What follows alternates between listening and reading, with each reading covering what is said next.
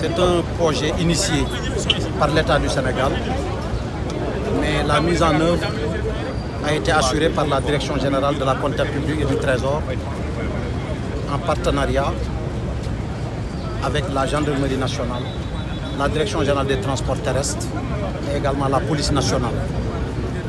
Donc c'est un projet qui a démarré dans sa conception depuis quelques années et aujourd'hui qui a connu son aboutissement.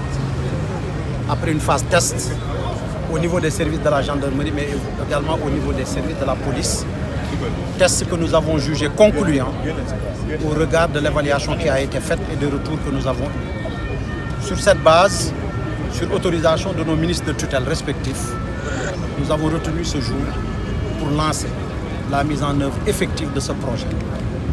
Ce projet s'inscrit en termes de contexte, comme je l'ai dit, dans le cadre de la modernisation de l'administration publique et de l'amélioration de la qualité des services rendus aux usagers.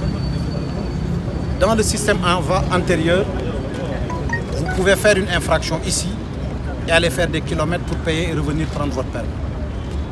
Dans ce système, on vous permet, par tous les moyens de paiement agréés par la Banque centrale des États de l'Afrique de l'Ouest, de payer sur le lieu de commission de l'infraction et de repartir avec vos papiers. C'est plus simple, c'est plus transparent et ça donne un gain de temps énorme, au-delà de l'économie budgétaire qui n'est pas négligeable. Parce que dans l'ancien système, le Trésor public, donc l'État du Sénégal, commandait énormément de carnets qui ne donnaient pas tous les gages de fiabilité et qui demandaient des moyens budgétaires assez consistants et des moyens de conditionnement et de conservation qui présentaient un certain facteur de risque.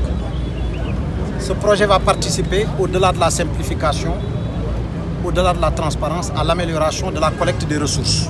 C'est un des objectifs. Je précise que les ressources sont destinées essentiellement aux collectivités territoriales des lieux de commission de l'infraction. Donc cela va pousser à améliorer les revenus des collectivités pour leur permettre de mieux prendre en charge les politiques de développement à la base. Mais il est important aussi de retenir de ce projet son caractère structurant.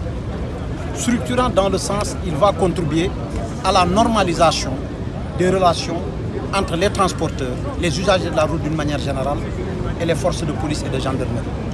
Parce que le système est paramétré sur les différentes typologies d'infractions et à chaque paramètre, à chaque typologie, à chaque type d'infraction, le montant de l'amende est également embarqué dans le système. Ce qui fait que vous payerez pour l'infraction commise le montant qui est exactement prévu par la loi, ni plus ni moins, avec un gain de temps qui est considérable. Et nous estimons que c'est un premier pas. Ce premier pas va concerner uniquement la région de Dakar. Nous allons évaluer dans quelques mois et à l'issue de cette évaluation, nous passerons à l'échelle. À l'échelle, ça veut dire que nous allons déployer au niveau national et l'intérieur du pays sera couvert.